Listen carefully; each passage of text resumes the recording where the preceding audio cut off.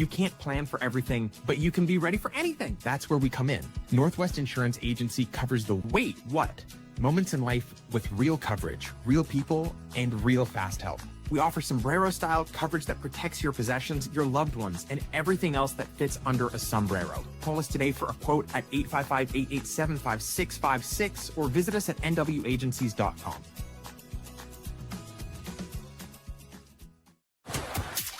This is the On the Pony Express podcast, part of the On3 network. Check out all the SMU coverage you need at ontheponyexpress.com. Now, here's your host, Billy Embody. 1, 2, 3, let me go.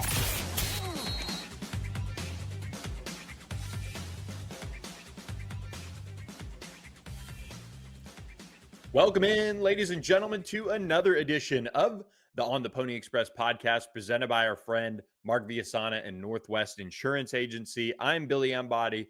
Thanks for listening. We are all set up in the new studio/office and really excited to get on a regular cadence with you guys as we are, it's Wednesday, July 9th. We are 2 weeks away, just under, from ACC Media Days. And Dean Ralsky and myself will be in attendance and broadcasting live from Charlotte. Really excited about that. Kind of a new development and thing we're going to try with the show. But of course, we are also going to be dropping a lot more content leading up to that. Hayden Howerton and I are ready to get back to it. Bill Armstrong and I are ready to get back to it.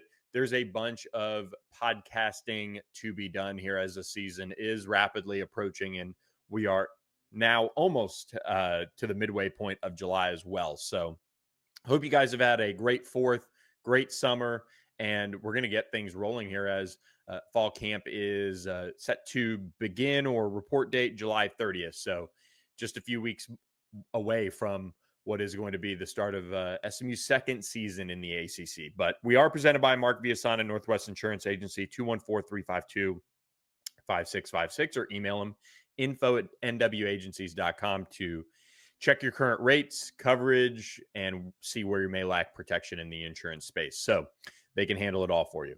We are going to have Maurice Crum Jr., SMU co-defensive coordinator and linebackers coach, join us later on in the podcast on an interview that we recorded a couple weeks ago now, the last of those interviews that we did a couple weeks ago. I wanted to save the Tampa native, fellow Tampa native, for last, because, us Tampa guys, we got to stick together. So excited for you guys to hear that.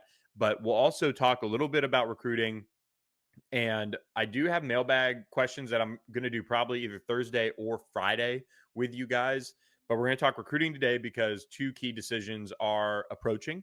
And then I also want to tie that into kind of reset where I think the whole space is right now as far as recruiting, rev share, NIL. Like, there's a lot of things that I think people should maybe know, or caveats to it all that apply to SMU, that apply to other schools, and why you see some of the things that we're seeing, including, a 5-star offensive tackle committing to Texas Tech, and, certainly in that multi-million-dollar range for his services and play. So some big things happening in the NIL space, or rev share space, whatever we're going to call it now, that I did want to address. But let's jump into it here with recruiting. But before we do that, do want to remind you guys that we are also presented by our friend David Henry and Status Jet, and they continue to bring it for our On the Pony Express subscribers and listeners. Reach out to statusjet.com today to get more information on how they can plan you the trip of a lifetime, whether it be for football season, whether it be for an end of the summer trip, just getting out there, creating the trip of a lifetime before the kids go back to school. All of those things can be planned out for you by our friends at Status Jet.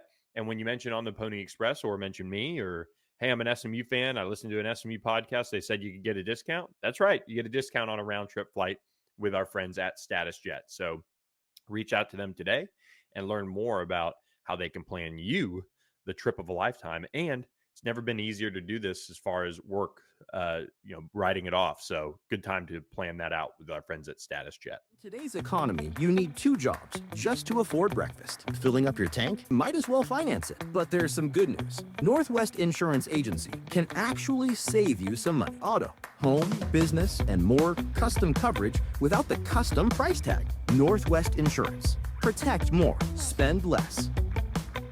Couple big decisions are coming down the pipeline here for SMU targets that are, approaching. And I think, we need to kind of pay attention to one of them for sure, and maybe to a second. So let's dive on in here. Let's start with the highest rated prospect out of the 2, and that is Jaden Warren out of Iowa Colony down there in South Texas. One of the top wide receivers in the entire country, certainly somebody that has emerged as one of the most dynamic playmakers when he gets the ball in the state of Texas. You could see he's highly ranked. He's highly thought of in the ranking side of things, and he has certainly backed that up with some of his on-field play as well, and his ability to have game-breaking speed as well. Being clocked well in the low tens of the 100-meter. He's got some elite speed, and he is set to announce his decision here really soon. He's going to be, one of the guys that we're keeping a close eye on over the course of the next couple of weeks. But it does seem like Houston is the team to beat here, and SMU's been in this. And if you are at ontheponyexpress.com and you are locked in with us over there, we've been reporting that SMU is getting close to the finish line of seeing all of its 2026 targets, for the most part, make their announcements. And we really felt like it was an SMU Houston battle. SMU has really made some good impressions on him, and TCU wide receivers coach Malcolm Kelly did a nice job as well. But we feel like Houston is going to be tough to beat here. They've got Keyshawn Henderson, the 5-star wide receiver, or the 5-star quarterback, committed, and have just been the school that lately has had the most buzz. So we're keeping an eye on Jaden Warren, 4-star prospect. But when you look at SMU's wide receiver haul that they have right now, it's tough to get upset if he goes to Houston. I mean, you look at the wide receivers SMU has. Here's who they've got for a refresher. Aljor Miles. He's a 4-star prospect, top 200 prospect nationally. Then they've got Ja'Kai Anderson, who they flipped from LSU, top 250 overall prospect, one of the best wide receivers in the country. He's more of a slot, can do it all, is going to return kicks, punts. You've got Xavier Barnett committed. He's been locked in. He's a 4-star prospect. And then you got Ty Creathers, who's more of that Roger Daniels type, who's going to go out there and be, truly probably a gadget player for SMU, and they hope he pans out like Roger Daniels did. You've got 4 receivers.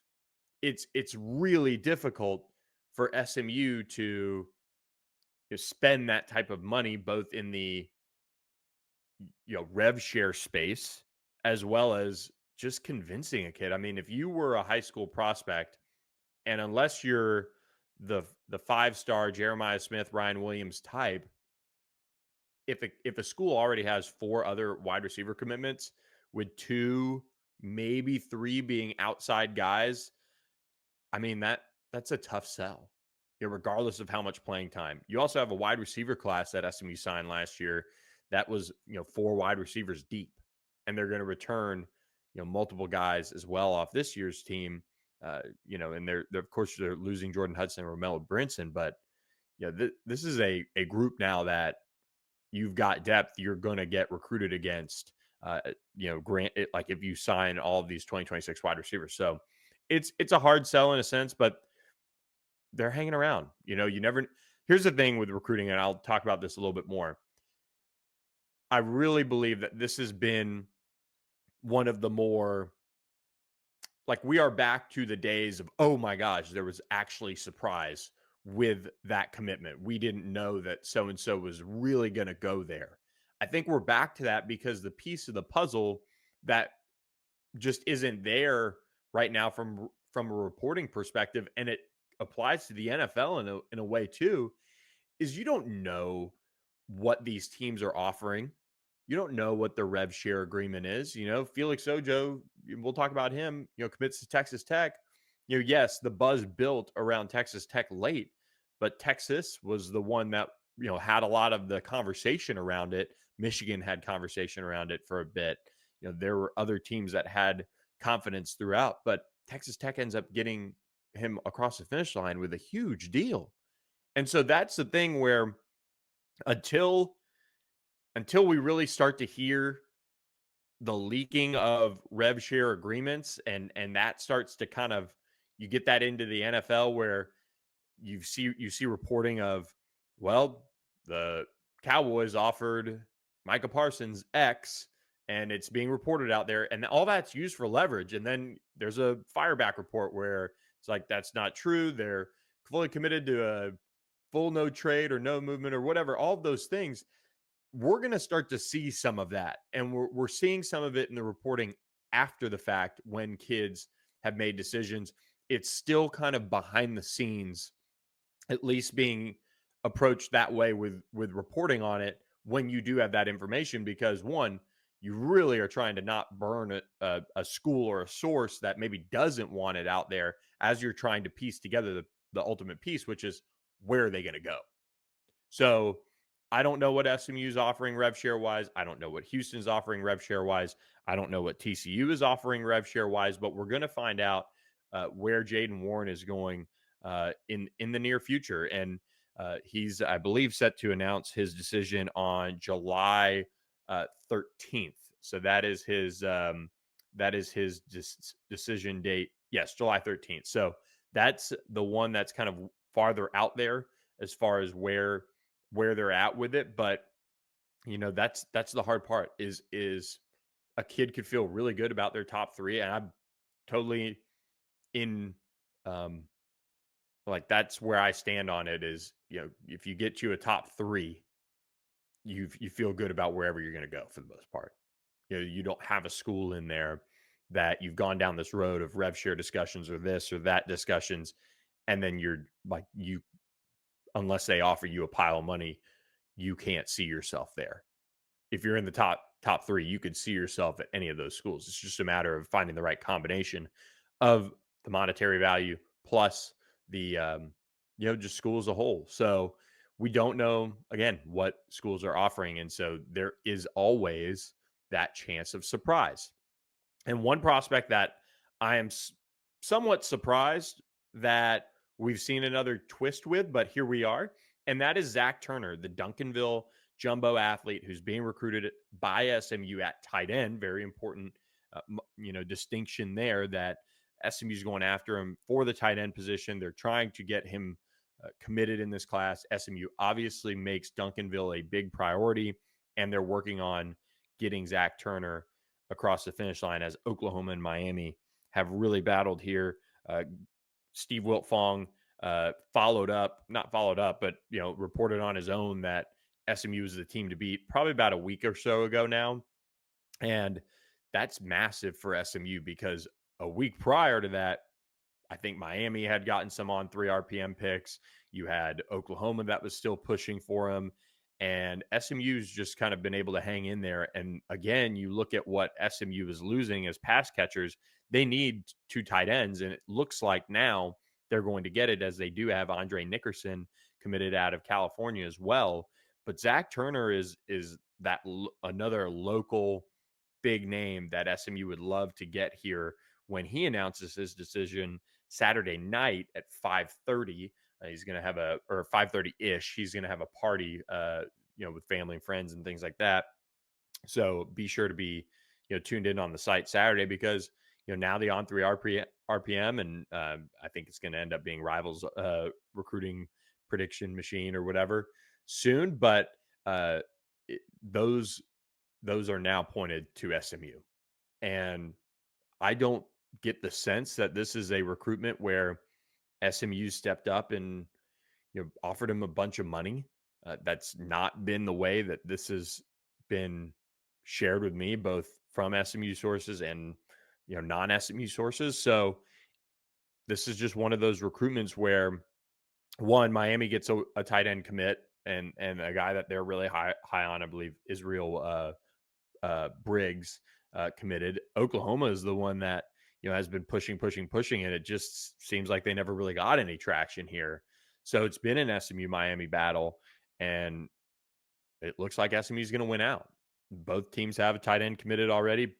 SMU was kind of going back and forth a little bit on, all right, do we even take a second tight end? Do we wait and look at a portal option? But local kid, big body, these are the type of players that you need on your football team. And so SMU has continued to push and working on it. And of course, Braylon Edwards is a Duncanville kid in this 2026 class that's already committed to SMU. So a lot of different angles for the Mustangs to push on this. And it looks like things are going to go their way. So July 12th, that's Saturday. Did want to update you guys on those two prospects. And then that's kind of it for SMU, it seems like. So that is quite the turn, I would say, in the Zack Turner saga, as that one has been quite the recruitment with numerous official visits to places. He's had a couple different teams that have trended here and there. So it's quite the time with Zack Turner. But that'll do it on recruiting. Do want to remind you guys about our friends at the Thomas Auto Group. Head up 75 to McKinney.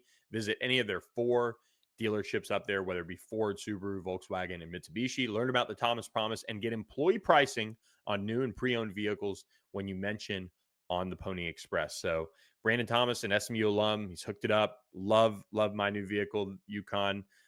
They walked me through the entire process and made sure I was comfortable with it, and help me find the right fit for me and my family. Really excited to continue to work with them. And also they've got a collision center as well. My wife's car got backed into a couple weeks ago. We're getting it all patched up. So exciting times for us with the Thomas Auto Group, and they can do it all for you. So we appreciate their support of the On the Pony Express podcast. Do you want to talk about Felix Ojo, Texas Tech, the rev share situation, and then we'll toss to our interview with Maurice Crum Jr. Felix Ojo, for those of you that don't know, who aren't hardcore recruitniks or only follow the SMU side of things, but Felix Ojo was actually one of SMU's first big targets. I would say if you asked me a year ago who the top targets were at offensive tackle for SMU, Felix Ojo would have been number one. Truthfully, him and John Turntine, who committed to Texas, those were the two. Those were the two that they wanted at tackle. Obviously, John Turntine was a early top 10 number 1 offensive tackle in the country prospect. Felix Ojo ended up blowing up and is now a top 10 number 3 offensive tackle prospect, number 1 player at Texas. He committed to Texas Tech on the 4th of July, and there's been a ton of reporting around this, but which is, muddled the, I guess, overall kind of, I guess, what is true, what is real kind of deal. And Ojo's agent, Derek Shelby, who actually it's crazy. This is how far back Derek Shelby and I go. I look back on our text thread, and we were talking about a couple of basketball prospects back in the day, and Schneider Herard, I think his name was. I mean, that was a throwback. Yeah, Schneider Herard back in the day. Anyway, he is now ascended into an agent running Prestige Management. They're out of Frisco. And the Texas Tech side of things kind of pushed back on the general reporting that it was a 3-year, $5.1 million revenue sharing deal that's guaranteed. The 3-year deal is expected to pay an average of $775,000 annually. And it is, created a bunch of conversation points around how do you do that, whatever. So here's the long and short of it. Prior to July 1st, and SMU did this, other schools did this, prior to July 1st, you have schools that front-loaded contracts. to beat RevShare, to beat the NIL clearinghouse, which is off to a stellar start.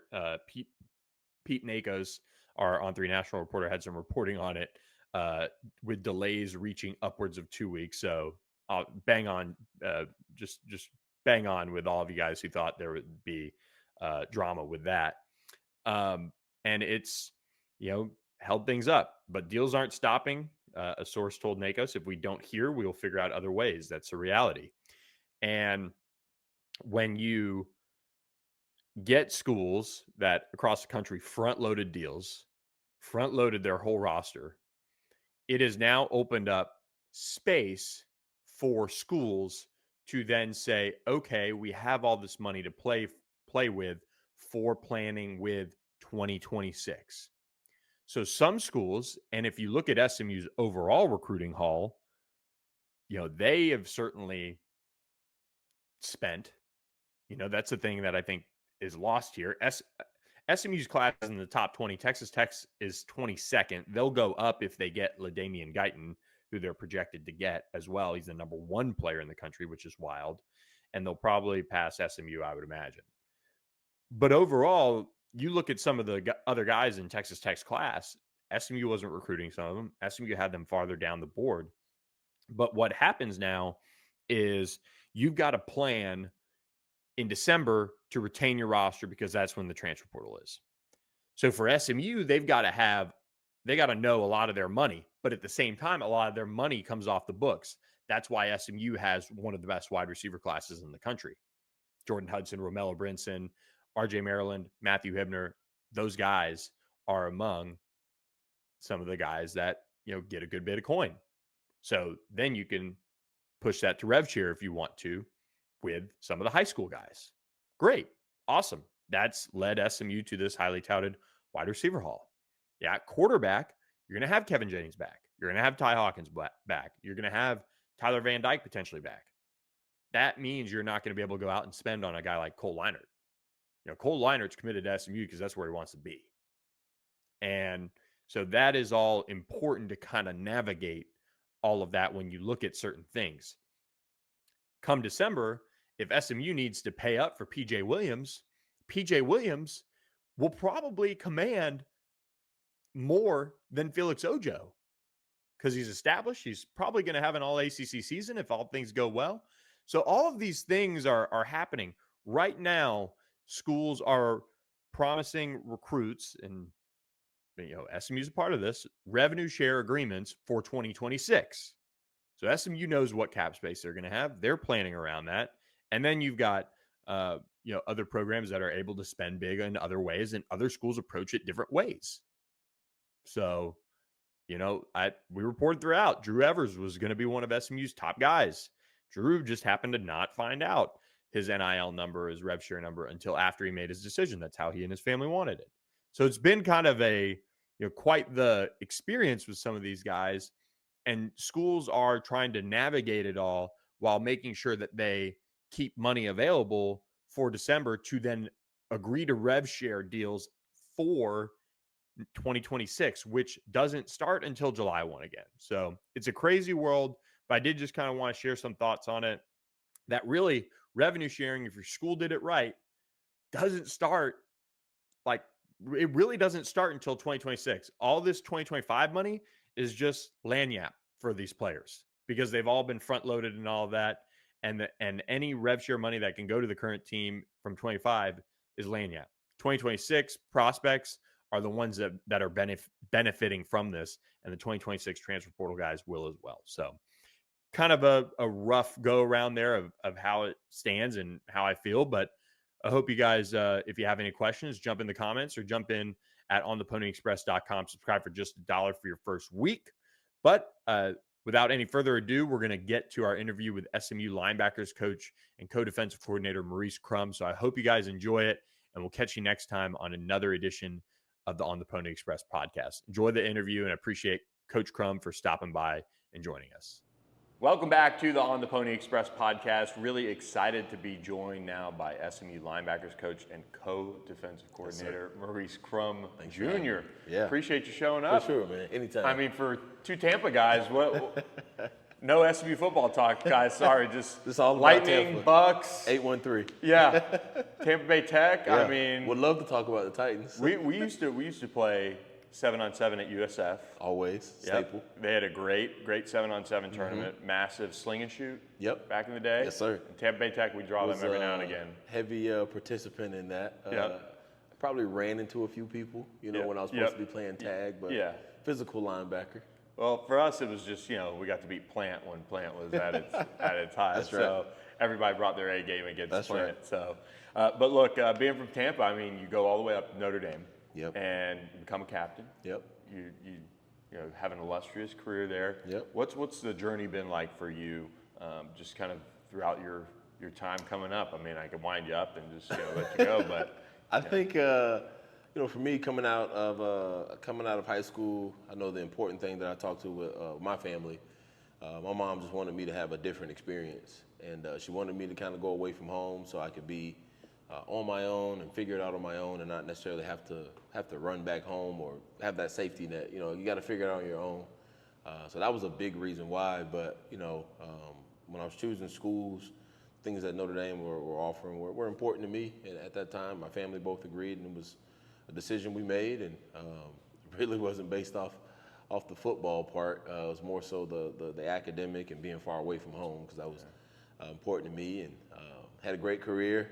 Played a lot of football, got a lot of tackles, and I met my wife there too. So there you go. So I got a wife and a degree from Notre Dame. I love to say, and but it was a great time, great experience for me. What's it like recruiting the Tampa area now? I know you dabble in that Yeah. And get back there. I know you've got a couple targets hanging out in Tampa that you'd love to have, but we can't talk about those. But the Tampa area has really blown up. You've seen it since you were younger. And, of course, the talent there has always been among the best in the state for sure. For sure. Love going back home and just checking in with everybody and, see what's going on and, see the shifts and who's good and who's bad. But like you said, tons of talent, tons of opportunity to go in. And, with us, where we are at SMU now with our brand, and everybody saw the year we had, everyone's really receptive down there. Obviously, just watching and being football fans. Down in the area. So we're very well received in the area. And so it's exciting to go back, especially when you have the kind of success that we've had in a short amount of time. And, a lot of people are very receptive to us. And it helps, as you grow your brand nationally, to be able to go places where you got connections at, to where people can, where you can tell what you got going on and people will listen because they know you and what you're about. Well, and I was going to say this. I know we joked about the Tampa thing and how great the Lightning, have been, and Bucks have won a Super Bowl, and the Rays have had some success here and there. But, aside from that, the area is in, an ACC state. Florida State, Miami. You've got a chance to have guys that can come play in Dallas, go to SMU, but every now and again get back for a game in state. Is that a big recruiting? Or a piece of why you'd recruit that state. 100%. I mean, like for us, obviously we're going to take care of the state. Like we're going to do a great job in the state, recruit the best players in the state, and go toe to toe with whomever. Right? We're not afraid of that. But every now and again, the way it goes, as you try to figure out your classes. Sometimes classes are weaker in some areas in your state. Sometimes you got a strong class of whatever position. Sometimes you got a weak class, and that's when you supplement your class out of state. And for us to be able to go to the different places and get one or two players at positions of need that we won't have to play against now, because they're with us, it's certainly why you got to make sure you got a brand that's received all over. Otherwise, you play against all of them. If you can get one or two difference makers from out of state and keep the best players in state, you got a pretty good team. Yeah. Let's shift gears to SMU. Yeah. A group that for you lost two big, I mean, huge. Yeah, like Kobe Wilson, Ahmad Walker, those guys just made things happen. No question. And you got a lot of guys who are coming up that it's their time now. We'll talk about those, but just looking back on the year for your guys, what was it like seeing those two take that next leap up in the conference and be two of the best players on the team? Man, I just first and foremost, I miss them dearly. I love those two young men, like my own sons. Really happy for them, care so deeply about them, and have a really close relationship. We still talk daily. And I'm just rooting for them and whatever adventure that they're into. But last year, man, was just so special. 2 kids that always had a chip on their shoulders. 2 kids that always wanted to play at the top level, high level football, who felt like they were just needed someone to believe them and give them an opportunity. So you can better believe when they knew we were going to this schedule that they were going to find a way to be successful. And I think that's a reason why you saw the success they had. And they put an infinite amount of time into being ready and being prepared, so much so that it was, they were never surprised within any game. And that allows you to play fast and be productive. And not the biggest guys, not the strongest, not the fastest, but darn good football players. Very instinctive, quick twitch, phenomenal instinct, both guys, and they showed up and they were dependable. Kind of being the heart and soul of our defense and executed at a high level every weekend. And, outside of Kobe taking the time off to run his, camp series, yeah. all that, they also were leaders for the guys that are in the room now. That's right. And kind of set the tone, set a little bit more of that culture, that you guys have been continuing to build on. Alex Kilgore is one of the main beneficiaries of that. For sure. Big things expected from him in this season, I would imagine. Well, what's really cool about Kilgore is in a day and age where everybody's out for me, and it's easy to go get mine, and it's easy to be, fall into the outside influences. Kilgore is a man in the sense that he knew he had to wait his turn, and he chose to stick it out. Knowing that it would come, and I just had to be patient. It was also very real, and you can be honest and transparent. Like, these are the things that you need to work on, and he took that wholeheartedly, and he accepted that. And instead of saying, well, you just want to play those 2 guys and not play me, and go try to find somewhere else to go. I think he chose to stay, and knowing that this opportunity would come, and trusted in our staff and everything that we have here that we cared. He just had to keep working, and I think, again, growing underneath guys and learning from other people is huge. I think we've all had individuals in our lives that we've learned like a ton from. Like, the reason I'm sitting in the chair I'm sitting in now, because when I was a freshman, there's a guy in front of me that told me how to prepare. Yeah. And had I not taken that serious, right, I don't become the player I'm supposed to become, or it takes longer than it should. Yeah. And, I think it's awesome that Kilgore is his turn and it's up, and he's leading in his own way. But he has 2 big brothers in Kobe and Ahmad that he can call at any point in time. And, hey, how did you guys handle this, and how did you handle that? So he doesn't ever have to feel alone. And being a leader and being a good player, and he's been waiting and chomping at the bit, no different than Kobe and Ahmad were waiting to play big-time football. Yeah. So now Kilgore's in a situation where he's been waiting and having the opportunity to show the world that I'm ready to lead and I'm ready to be the guy, and now it's here. And I don't think we're going to be surprised at the season that he has. Zakai Barker comes in. The similarities are uncanny. I mean, from Georgia, on the shorter side, group of 5, between him and Kobe and Ahmad, you just have to go through the recruiting rankings of the state of Georgia, basically filter out the guys over 6 feet tall. Man, you know what? It's funny because everyone was so impressed with him when he walked in. I mean, he has a great demeanor. He's a great person, very thoughtful. But he's another guy that's just, I say there are people who are in like with football, and there are people who are in love with football. And he's those Kobe and Ahmad, like they're in love with football. Yeah. And I think Zakai's the same way. And it was funny, when he came on this visit, I just asked him to pop by the dinner. So they popped by. And you would have thought these guys have known each other their entire lives.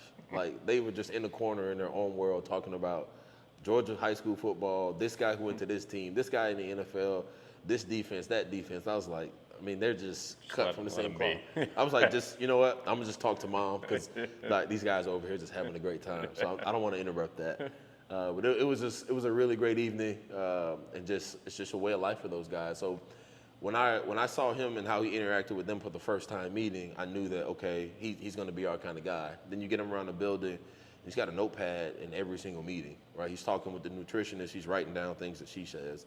He meets with Grizz, he writes down things, then he has follow-up questions. He meets with me, he writes down. You can see him flipping through, and as he's walking in between, he's going back and asking questions and reconfirming. I'm like, this guy's like, he's dead serious about this. This is not somebody who's, he's taking it serious, and that's what you want And when you look at Kilgore and, where he is, where we want him to be as a leader and as a first-time leader, Zakai was actually he was just a first-time leader at his last school. So he had kind of just gone through that.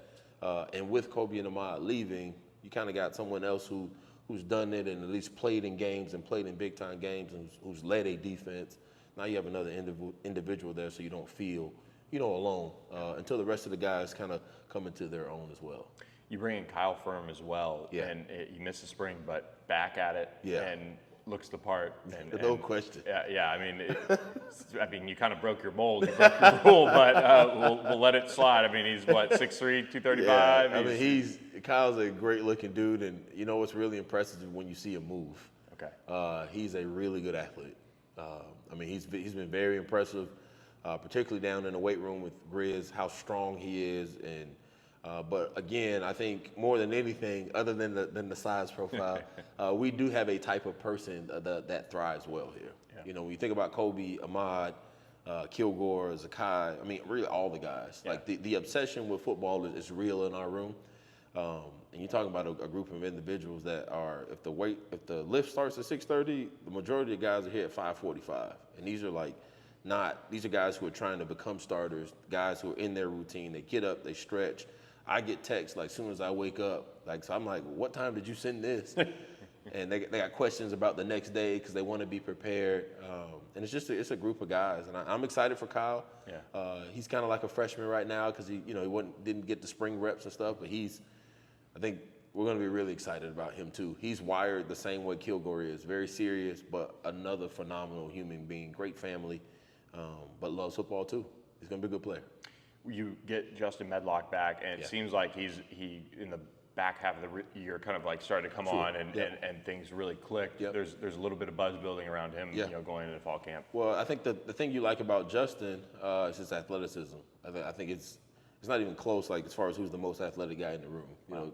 His ability to move, change of direction, burst, speed. I think it was just a matter of learning our way. And I think he had to. Because Justin was a highly talented player coming out of high school, and I think there was a little bit of him trying to find himself again, right? To get back to the player he was coming out of high school. And sometimes that happens, and that's more so why the transfer portal was invented. I'm in a situation where I don't feel like myself, and I need a fresh start, and I need to figure this out. And I think that, and Justin now seeing the light and being here for a year, and Justin's been really impressive in the classroom as well. Like he's already graduated, So he's been on his grind, he's been on his push, and now he's another guy who's poised to have a breakout year. I think if you look at the linebacker room, it's going to be a lot like it was my first year here. Okay. So when we played, we played Chris Adamore, we played Quan Burns, we played Kilgore, we played Kobe, we played Ahmad. Like we played a bunch of dudes at linebacker until the dust kind of settled, and then you end up seeing, Chris was more third down, and, Kobe was first and second down, Kilgore was rotation. We played everybody, and it was week by week. Whoever had the best week of practice, that's who played, and I think it'll end up being like that, or if not, maybe someone takes a job in camp. But I think we have a talented room, and I think we'll beat people with depth. Brandon Maiazono is probably the defensive version of like a Stone Eby or a Tyler Levine. It's almost like he's trying to find different ways to play through something that makes him more badass a little bit. I know you don't want to break your elbow or whatever it was last year, but then he was back like 3 weeks later. And the brace looked pretty cool. Man. Yeah, exactly. Little defensive Gronk over there.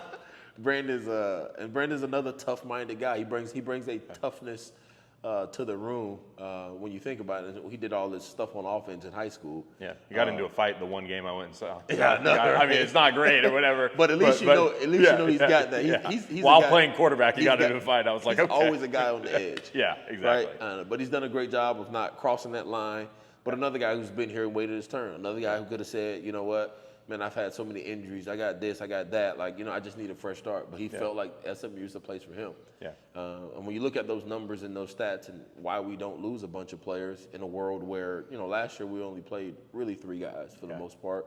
Justin played a little bit. Brandon played a little bit. But for the most part, it was just the 3. And when they have years and opportunity to go elsewhere and they don't, I think it's the honesty, it's the transparency, it's the belief in what we're building that they all want to be a part of, and I appreciate them for that, showing up every day when they weren't ready or when they weren't where they wanted to be or where I wanted to be. They chose to stay and keep working, and I applaud everyone in the room for that. Because even Brandon, to the point where you bring a guy like Zakai in who's played a lot of football, well, he could take that the wrong way, and he didn't. He chose to say, well, let's go to work. Like, I don't care who you bring in here. Yeah. Like, I'm here to compete, and that's our room though. But again, it goes back to your Kobe's and your Mike, even Chris and Quan, like those guys as well. Like, we all built a firm foundation when we first got here, and those guys all bought into what I was trying to tell them. They all believed it, and they set a culture and a tone for how linebacker is supposed to be played here at SMU, and I think they all want to see it, because at that time it was Kilgore and Brandon who were freshmen. Yeah. Then now you go a year after that, then you bring in Booker, who's another young guy. So we haven't. Pretty soon we're not going to have to live in the portal, because we're going to kind of have to be able to just go from the next group of guys, and they'll just grow and develop. And that's kind of my vision for the room, to have a bunch of homegrown guys that chose to be here, that want to be here, and that believe in what we're doing, and we'll keep being successful that way. Yeah, I was going to bring up Brandon Booker, his second year on campus. Yeah. What have you seen from him? I mean, he's poised to seem like maybe have a solid role For on sure. special teams For sure. at minimum. We are actively trying to find ways to play Brandon Booker. Yeah. The thing that's really been impressive for him is, he probably came in 205, 200 pounds, a little thinner at the backer position. Great length. He's got really long arms, really good mover, really good athlete. But he's gotten to 220 pounds now. Yeah. So, which is funny, when I was going through spring, I was, I'm pushing on him and I'm coaching him, trying to get it out of him. And I'm like, this guy hadn't even been here for a year yet. Yeah. Because he didn't come till last summer. Yeah. So he wasn't an early enrollee. I'm like, he's still within his first year. I'm like, for everything that he's done and how mature he is and how he shows up, and he has some really good leadership qualities about him. So much so that, Grizz has been really impressed with him as a leader and how he shows up. And he's like an older guy, but sometimes I got to remind myself, like, he's just finished his first year of college football. Yeah. So the future is very bright with Booker. Again, a really good athlete. Now he's starting to put a weight on. Now he's starting to learn how to play with his hands and tackle. So this camp's going to be huge for him. But he's another guy that's actively in the mix, and we'll figure it out. We'll play the best guys. Yeah. But the room's really excited, and they're all. I think this is really cool about our room, that they're all really tight and they all want the same thing. But there's no dissension. There's no finger pointing. It's only accepting what I need to do better, and to show up every day that way. They help each other. They try to make the guy behind me better, but I'm not trying to give him the job. Like, I think we have a fine line of competition and love, and I think that's part of our success. Akil Washington comes in. Yeah. I mean, how are y'all going to use him? It just seems like everywhere. Everywhere. Yeah. He's another football guy. Yeah. He's similar to Ahmad and Kobe in the sense that he's a guy that can do a lot for you. He's got some pass rush ability. He's got some linebacker ability. When you need to go 12 personnel, you need to play with a Sam backer. Like, he can do that stuff. He can rush over the center, guard, tackle. Third down. He's just a guy with a ton of value which is exciting for us as coaches, because now we have a piece that's versatile for us. We don't have to put everybody in the box. And these are our 4 defensive linemen. These are our 2 linebackers. Let's play. Now you mix a guy like Akil, then offenses are trying to figure out what is he? What are they going to do with him? And it may just be being our regular defense. Sometimes he just may be a regular Mike. And again, I think when I made the comment about us being able to beat people with depth this year, I think it's going to be a real statement. And I think that's going to be a problem where we start to wear on people in the fourth quarter because we're so deep and have a really good year because of it. And Marky and Akor. Can't wait for Mark. He's kind of he's the youngest of the group, but the light bulb is starting to flicker. Through spring, it was a complete shock for him what college football was going to be about and the demands. And he was like, Coach, you're a really nice guy in recruiting. I don't know who you are right now. But he's like, I appreciate you coaching me. I appreciate you holding me accountable and not letting up on me. So he's quickly learned how to practice. Cool. He's quickly learned how to get in the stance. He's quickly learned our defense.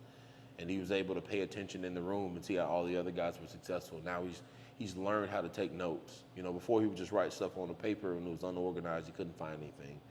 talked to Kilgore about, hey, can I see your notes? And this is just him on his own.